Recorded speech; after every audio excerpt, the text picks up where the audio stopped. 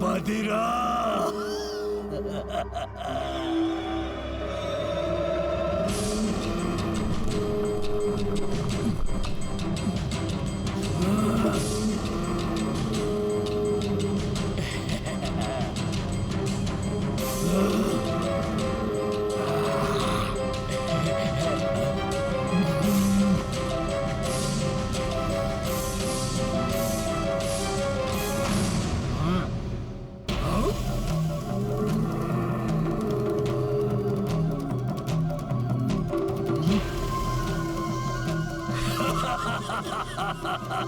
पशु भी है।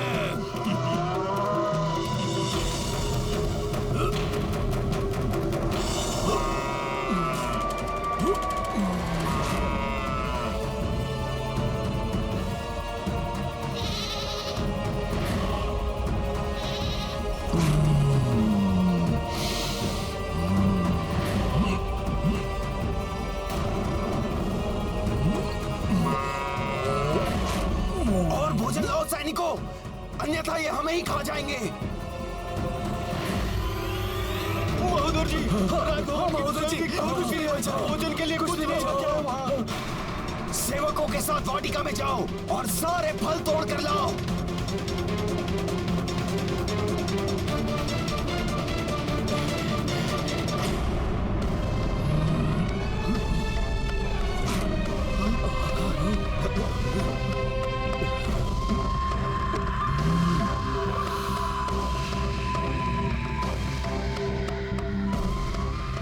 और भोजन लाओ।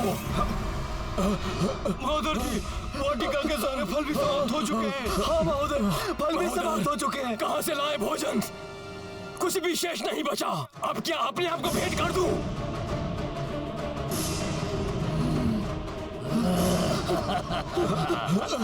अब तो बिना किसी ध्वनि के यहाँ से चुपके से निकल लो, अन्यथा कहीं हम भी इनका भोजन न बन जाए।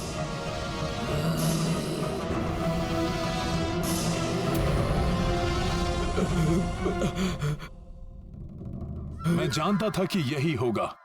अब स्वयं इसका भोजन बनकर मिटाओ इस राक्षस की भूख। रुक जाओ। मेरी निद्रा टूटने से पूर्व मेरे लिए पर्याप्त मात्रा में भोजन की व्यवस्था क्यों नहीं की गई? कहीं तुम सबने मेरी निद्रा के 6 माह पूर्ण होने से पूर्व तो नहीं उठा दिया मुझे? मौन क्यों हो? मेरे प्रश्न का उत्तर दो। क्या इसी माह में मुझे उठाया जाना था? इतनी बड़ी भूल, पहली भूल कि तुमने समय से पूर्व ही मुझे उठाया, और दूसरी भूल कि मेरे जागने से पूर्व मेरे लिए पर्याप्त मात्रा में भोजन की व्यवस्था नहीं की। इन दोनों महाभूलों के लिए तुम्हें दंड मिलेगा, दंड मिलेगा तुम्हें। अब तुम सब मेरा भोजन बनोगे।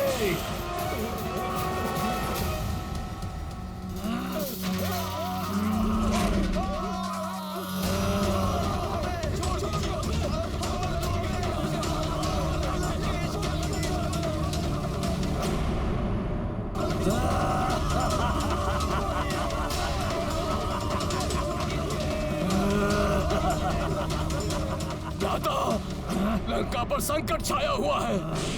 लंकेश का जीवन भी संकट में है।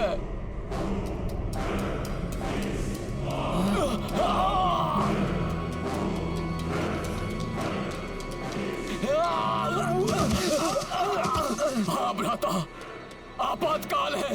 लंका महासंकट में घिरी हुई है, इसीलिए लंकेश ने स्वयं आपको जगाने का आदेश दिया है और शीघ्र ही आपको बुलाया है। लंका पर संकट। यदि ये विकराल राक्षस युद्ध भूमि में आ गया तो हमारी वानर सेना के लिए काल के समान सिद्ध होगा। ये क्षण भर में विनाश मचा देगा ये हमारी सेना में। बहुत बड़ा संकट है ये महाराक्षस। कुंभकर्ण के होते हुए लंका और लंकेश पर किसी प्रकार का कोई संकट नहीं आ सकता।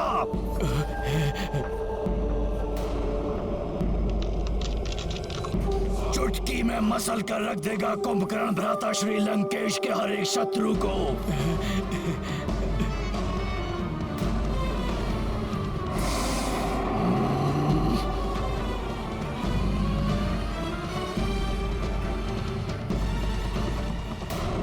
घुटने टेकेगी नहीं, प्रभु श्री राम की वानर सेना है ये शत्रु के घुटने टेकवाएगी। रावण चाहे किसी को भेजकर देख ले। हनुमान, प्रणाम प्रभु। कुंभकर्ण को भेजने वाला है रावण। प्रभु, लंका में रावण के आदेश पर कुंभकर्ण को जगा दिया गया है। मेरू पर्वत के समान विशाल काया है उसकी। महाविकराल राक्षस है वो प्रभु।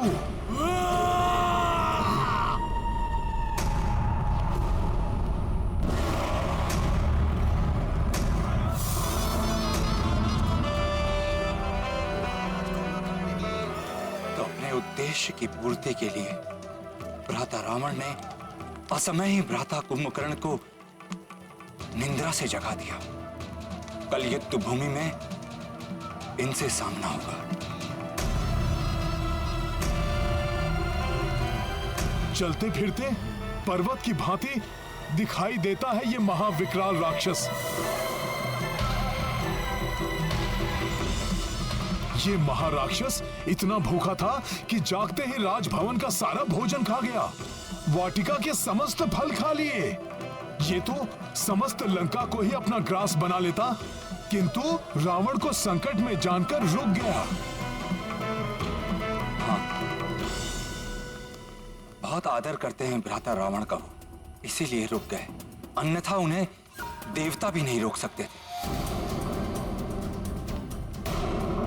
बचपन से ही उन्हें तीव्र क्षुधा लगती थी। ऐसा लगता था जैसे समस्त संसार को ही खा जाएंगे।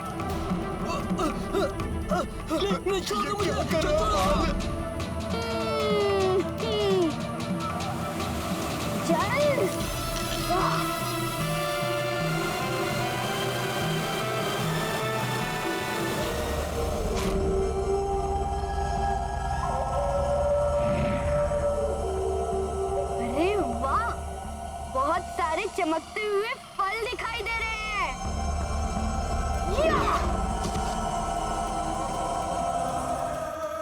यहाँ तो अनेक फल है खाने को। इन सबको भी उध्वस्त करता हूँ। हाँ?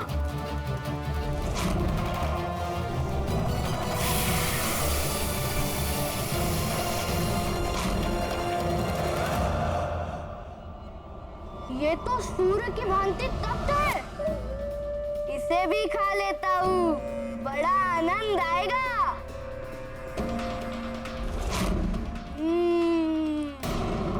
और क्या खाऊं? और क्या? वो क्या है? रजत की भांति चमकता हुआ।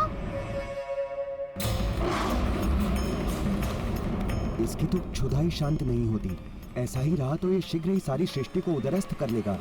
समस्त देवता चिंतित हो उठे थे। उन्होंने समस्त सृष्टि को तहस नहस कर दिया था।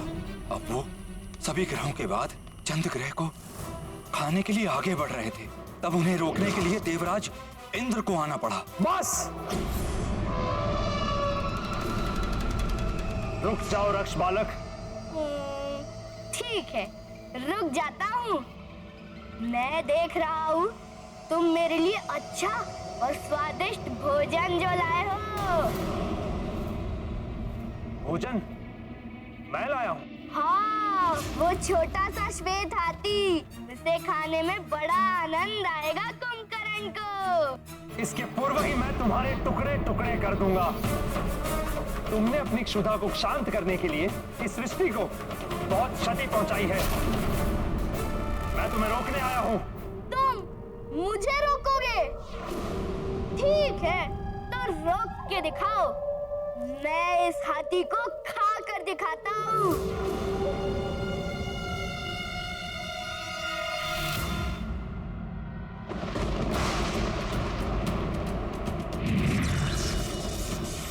वाह, बहुत सुंदर हो तुम, स्वादिष्ट भी होगे।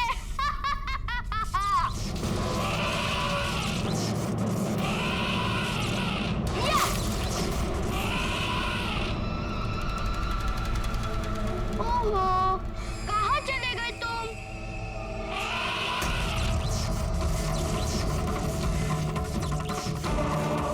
बहुत उत्पात मचा लिया तुमने।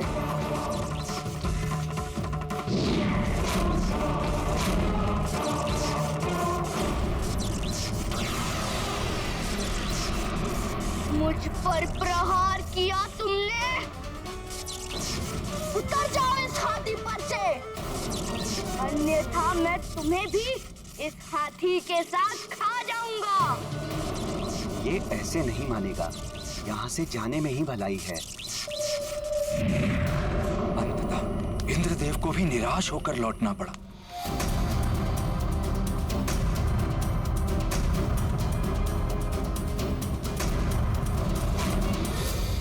भ्राता लंकेश, भ्राता लंकेश, भ्राता लंकेश, आपका अनुज कुंभकर्ण आपकी सेवा में उपस्थित है भ्राता श्री।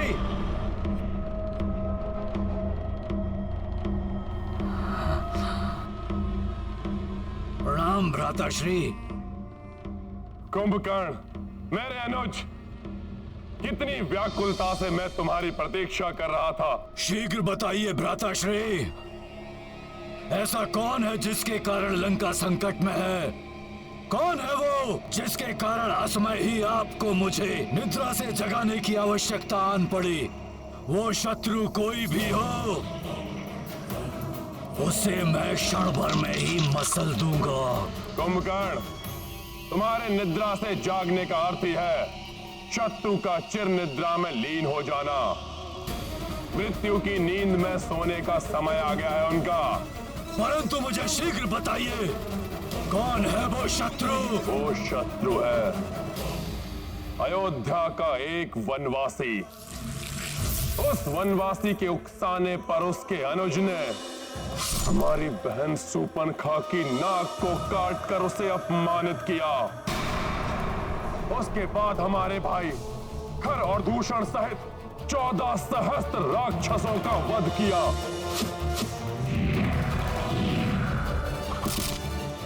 उससे प्रतिशोध लेने के लिए मैंने उसकी पत्नी का अपहरण किया।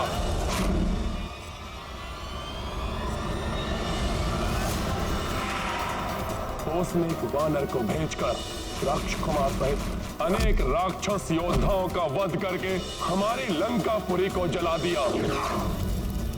मैंने उन्हें साधारण नर और वानर समझने की भूल क्या की, वो तो वानर सेना को लेकर समुद्र पार कर लंका तक पहुंच गए। उन्होंने हमारे मुख्य सेनापति प्रहस्त सहित कई राक्षस योद्धाओं का वध किया। मेघनाथ का प्राण घातक नागपाश भी उनका कोई अहित नहीं कर सका। इसलिए मैंने तुम्हें निद्रा से उठाने का आदेश दिया। तो उचित ही तो किया उस वनवासी ने, तो उचित ही तो किया उस वनवासी ने, तो उचित ही तो किया उस वनवासी ने, तो उचित ही तो किया उस वनवासी ने।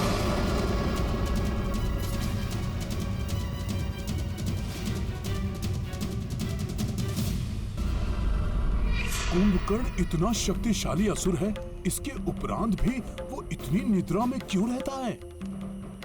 भ्राता कुंभकर्ण अपने असीम सुधा को तृप्त करने के लिए असीमित भोजन करते थे।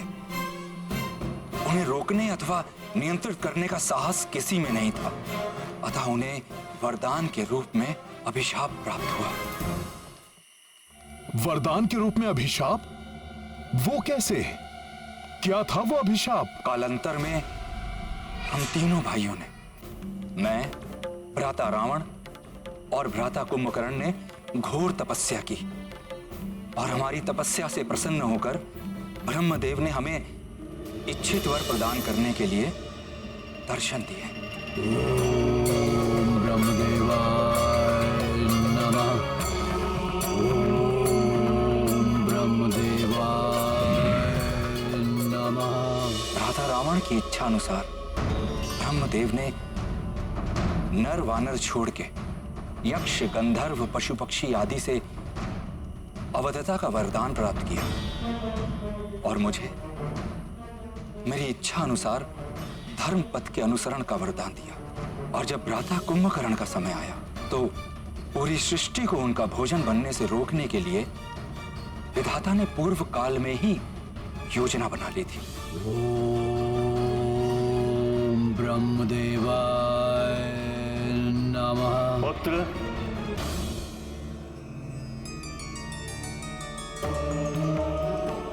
प्रणाम ब्रह्मदेव। वत्स कुंभकर्ण, हम तुम्हारी तपस्या से अति प्रसन्न हैं। कहो, क्या वरदान चाहते हो? भ्राता कुंभकर्ण इंद्रासन मांगना चाहते थे, किंतु उसी क्षण माता सरस्वती उनकी जिह्वा पर आकर बैठी और उन्होंने इंद्रासन के स्थान पर मांगा, ब्रह्मदेव, मुझे निद्रासन का वरदान चाहिए। तथा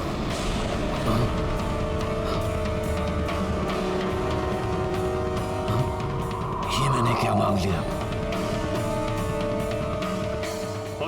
तुम 6 माह तक निद्रासन पर रहो और फिर एक दिवस के लिए अपनी क्षुधा को शांत करने के लिए उठोगे, फिर पुनः निद्रा मग्न हो जाओ। यही क्रम तुम्हारे जीवन भर चलता रहेगा। और यदि कोई तुम्हें नियत समय से पूर्व निद्रा से जगाएगा तो तुम्हारा जीवन संकट में पड़ जाएगा।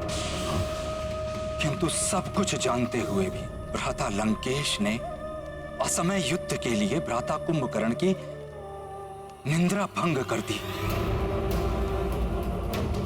जिस कारण अब वो अधिक ही दुर्दांत सिद्ध होंगे। आपने जो किया अनुचित किया है भ्राता। ये क्या कह रहे हो तुम? अपनी पत्नी की रक्षा करना प्रत्येक पति का कर्तव्य है। अनुचित कार्य तो आपने किया है, देवी सीता का अपहरण करके। यदि आपको शूर्पणखा का प्रतिशोध ही लेना था तो उस वनवासी राम के साथ वीरता पूर्वक युद्ध करते, परंतु आपने तो कुछ और ही किया। एक चोर कर्म करते हुए सीता का हरण करके एक अत्यंत ही घृणित कार्य किया है आपने। मेरे अनुज होकर मेरे शत्रु का पक्ष ले रहे हो तुम? नहीं भ्राताश्री, परंतु जब बड़े पथ भ्रष्ट हो जाएं, तो हम छोटों का ये कर्तव्य है कि हम उन्हें उचित मार्ग दिखाएं। भ्राताश्री, शूर्पणखा के बारे में मैं ही नहीं, आप भी भली भांति परिचित हैं, और अवश्य ही वो काम के वशीभूत होकर उस वनवासी राम के पास गई होगी और इसीलिए उसकी नाक काटी गई होगी। प्रतीत होता है कि अभी भी निद्रा के प्रभाव में हो तुम कुंभकर्ण, इसलिए तुम्हें दिखाई नहीं दे रहा कि हमारे राक्षस कुल और हमारी लंका को कितनी क्षति पहुंचाई है उन नर और वानरों ने। नहीं भ्राताश्री, धर्म के मार्ग को छोड़कर अधर्म के मार्ग पर चलने वाले राजा और उसकी प्रजा दोनों को ही दुष्परिणाम भोगने पड़ते हैं। काम, क्रोध, मद, लोभ, ये सब मोह विकार हैं मन के, जिनके वशीभूत होकर धर्म और नीति का मार्ग त्याग कर मनुष्य अधर्म और अनीति का मार्ग अपना लेता है। वही आपने भी किया है भ्राताश्री। बंद करो ये अपना नरगल प्रलाप। विभीषण के जैसे द्रोही की भाषा बोल रहे हो तुम। जाओ, जाकर मिल जाओ मेरे शत्रुओं से। देश दे रहे हो, युद्ध के लिए उठाया है मैंने तुम्हें, ना कि प्रवचन देने के लिए। जाओ, लंकेश रावण में अब भी इतना सामर्थ्य है कि तुम्हारे बिना वो ये युद्ध लड़ सके। भ्राता कुंभकर्ण हैं तो असुर, किंतु बड़े ज्ञानी हैं। वो नीति और धर्म को भली भांति जानते हैं।